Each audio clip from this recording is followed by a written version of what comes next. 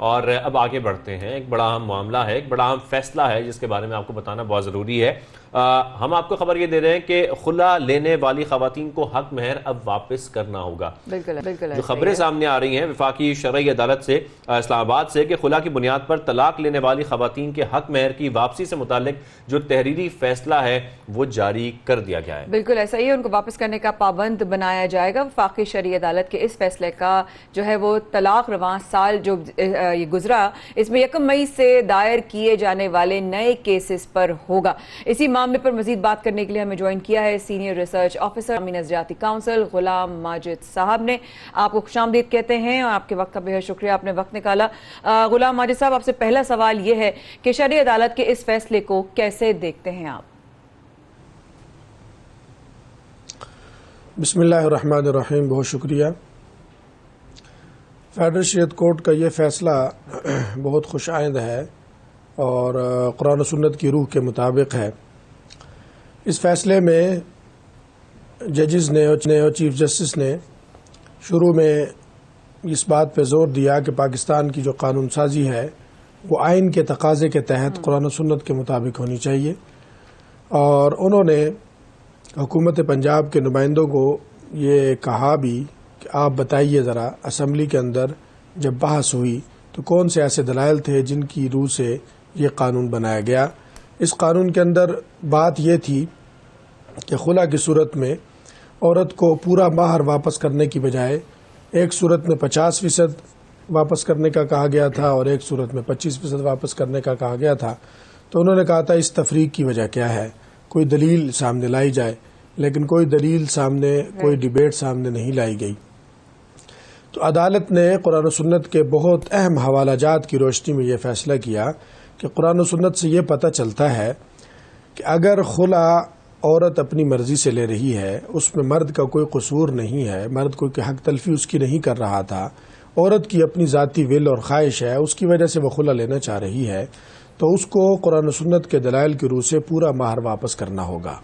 عدالت نے یہاں پہ قرآن پاک کا حوالہ بھی دیا, نبی علیہ الصلوۃ والسلام کے فرامین کا حوالہ بھی دیا, اور حضرت عمر رضی اللہ عنہ کے کچھ فیصلوں کا اور دیگر صحابہ کے واقعات کا حوالہ دیا, اور اس فیصلے کو مزین اور دلائل سے مزین کر کے پیش کیا کہ عورت کو اگر عورت کی وجہ سے خلا ہو رہا ہے تو پورا مہر واپس کرنا ہوگا.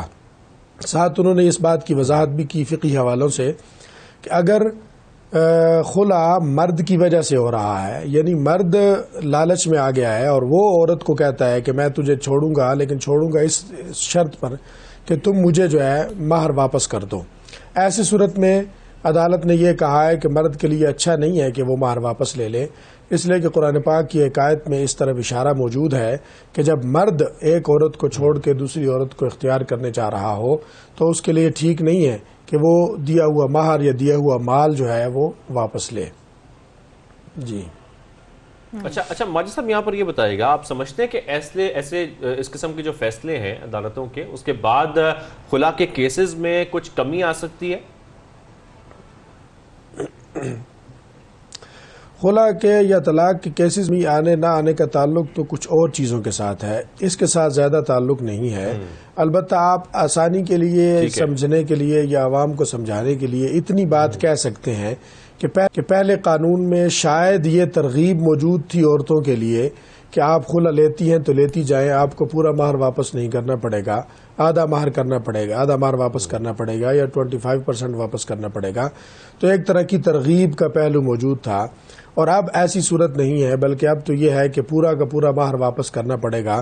تو شاید نفسیاتی طور پہ ایک اثر پڑے کہ ہمیں خلا لینے کی صورت میں چونکہ پورا مہر واپس کرنا پڑے گا لہذا ہم خلا کا رستہ اختیار نہ کریں, تو ایک نفسیاتی وجہ ہو سکتی ہے.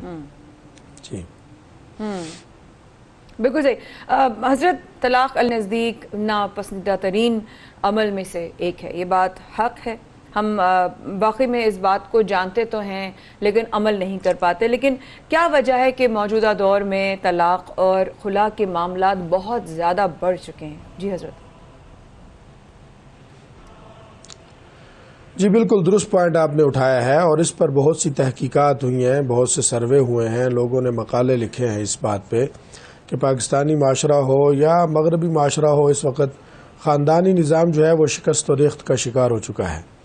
اور طلاق اور خلا کے واقعات، فسخ نکاح کے واقعات بہت زیادہ ہو رہے ہیں، اور یہ درست ہے کہ طلاق کے بارے میں حدیث میں نبی علیہ السلام کا فرمان منقول ہے کہ یہ ابغض الحلال عند اللہ، اللہ کے ہاں یہ بالکل ناپسندیدہ ترین چیز ہے۔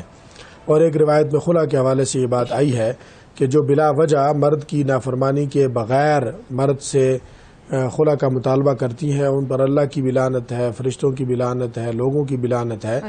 تو اس کے باوجود لوگوں کے ہاں طلاق کا رجحان اور خلا کا جو رجحان ہے، اس کے بہت سے اسباب ہیں، ان کو تلاش کرنا بہت ضروری ہے۔ ان کو اگر دیکھا جائے تو اس میں آپ سردست یہ چیز دیکھیں کہ خاندان کا جو ہمارا پورا نظام تھا، مشترکہ ایک نظام ہوا کرتا تھا، وہ بربادی کی طرف جا رہا ہے، الگ الگ ہونے کا رجحان پیدا ہو رہا ہے۔ اس کے علاوہ یہ جو سوشل میڈیا ہے اور ہمارے میڈیا پر دوسرے ممالک کی فلمیں اور ڈرامے جس کے اندر خاندانی نظام کی بربادی کی صورتیں موجود ہوتی ہیں، وہ بہت بڑی وجہ ہے۔ موبائل فون اور سوشل میڈیا کا بہت زیادہ استعمال، یہ بہت زیادہ وجوہات ایسی ہیں کہ جن کی وجہ سے طلاق اور خلا کے واقعات ہو رہے ہیں۔ ایک اہم بات کی طرف میں تھوڑا سا اشارہ کروں، طلاق کی زیادہ ایک وجہ یہ بھی ہے کہ لوگوں کو علم نہیں ہوتا کہ طلاق کے نتیجے میں اثرات کیا ہوں گے، نتائج کیا ہوں گے۔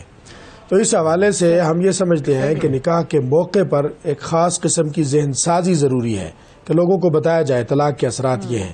اور پھر ایک اور اقدام جس کی طرف اسلامی نظریاتی کونسل نے اشارہ کیا وہ یہ تھا کہ 3 طلاق اکٹھی دینے کا رجحان بہت زیادہ ہے، جس کے نقصانات بہت زیادہ ہیں۔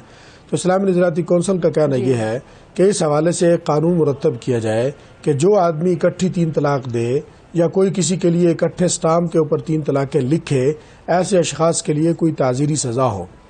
حضرت عمر رضی اللہ عنہ کا یہ ایک معمول تھا کہ ان کے دور میں جو اکٹھی 3 طلاقیں دیتا تھا ان کو وہ کوڑوں کی سزائیں دیتے تھے۔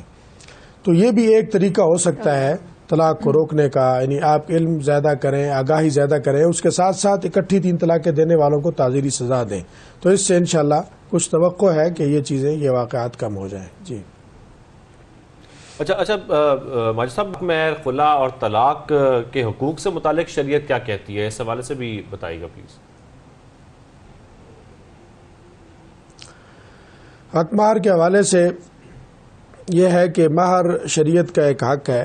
قرآن پاک میں یہ ذکر ہے کہ جب نکاح کرو تو اس کے بدلے میں کچھ مہر عطا کرو، اور اس کی لمیٹیشن کے حوالے سے ایک اہم مسئلہ زیر بحث آتا ہے کہ کیا مہر کی کوئی حد مقرر ہے۔ تو قرآن پاک کی جو آیت ہے سورۃ النساء میں کہ وَإِنْ أَرَدْتُمُ اسْتِبْدَالَ زَوْجٍ مَّكَانَ زَوْجٍ وَآتَيْتُمْ إِحْدَاهُنَّ قِنطَارًا فَلَا تَأْخُذُوا مِنْهُ شَيْئًا، اس سے علماء، فقہاء اور صحابہ کے دور میں استدلال کیا گیا کہ کوئی حد مقرر نہیں ہے مہر کی۔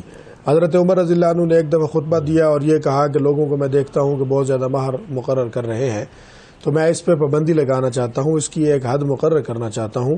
تو ایک عورت نے کھڑے ہو کے یہ کہا کہ اے عمر، تم قرآن پاک کے فیصلے کے خلاف اپنا فیصلہ کیسے نافذ کر سکتے ہو؟ تو حضرت عمر نے کہا قرآن پاک میں کیا ہے؟ تو انہوں نے یہی آیت پڑھی کہ اس آیت میں قنطار کا ذکر ہے کہ اگر مہر کے طور پر ایک قنطار کا معنی یہ ہے کہ مال کا بہت بڑا خزانہ بھی اگر بطور مہر کے دے دیا ہو تو وہ واپس نہ لیا جائے۔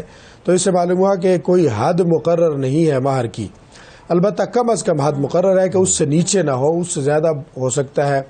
کم از کم حد کے بارے میں کہا جاتا ہے کہ وہ 10 درہم چاندی، درہم سے مراد یہ والا درہم نہیں ہے، وہ چاندی کا ایک خاص مقدار ہوتی تھی، وہ والی مراد ہے کہ اس سے نیچے نہ ہو، اس سے زیادہ ہو سکتا ہے۔ باقی خلا اور طلاق کے حوالے سے میں نے پہلے بھی ذکر کر دیا کہ خلا سے مراد یہ ہوتا ہے کہ عورت کچھ مہر واپس کرنے کا کہتی ہے یا کچھ مال دینے کا کہتی ہے، اور مرد اس کے بدلے میں نکاح چھوڑنے کا، نکاح ختم کرنے کا اور طلاق دینے کا ذکر کرتا ہے۔ خلا اور طلاق دونوں ہی نکاح ختم کر دیتے ہیں، اس کے بعد عدت ہوتی ہے، اور دونوں ہی اللہ کے ہاں ناپسندیدہ ہیں، بلا وجہ ان کو اختیار نہیں کرنا چاہیے، ان سے بچنے کی کوشش کرنی چاہیے۔ اگر کوئی عورت بلا وجہ خلا مانگتی ہے، اس کے بارے میں نے روایت ذکر کی کہ اس پر اللہ کی لعنت ہے، لوگوں کی، فرشتوں کی لعنت ہے، اور بعض روایات میں کہا گیا کہ جو بلا وجہ خلا مانگتی ہیں وہ منافق ہیں۔ اسی طرح طلاق کے بارے میں کہا گیا کہ نکاح کرو اور طلاق نہ دو، طلاق اللہ کے ہاں انتہائی ناپسندیدہ ہے اور مبغوض ترین چیز ہے۔ جی بہت شکریہ. لینے والی خواتین کو حق مہر واپس کرنا ہوگا. اس حوالے سے ہمارے ساتھ موجود تھے سینئر ریسرچ آفیسر اسلامی نظریاتی کونسل غلام ماجد صاحب. آپ کے وقت کا بہت شکریہ. آپ آئے اور آپ نے رہنمائی فرمائی اور امید ہے کہ آپ نے جو ذکر کیا اس کی بیسس پہ ازدواجی تعلقات میں اللہ پاک برکتیں رحمتیں اور محبتیں نازل فرمائیں تاکہ یہ جو اللہ کے نزدیک ناپسندیدہ عمل ہے اس سے کم جو ہے اس کی طرف جایا جائے اور اس کی طرف بڑھا جائے.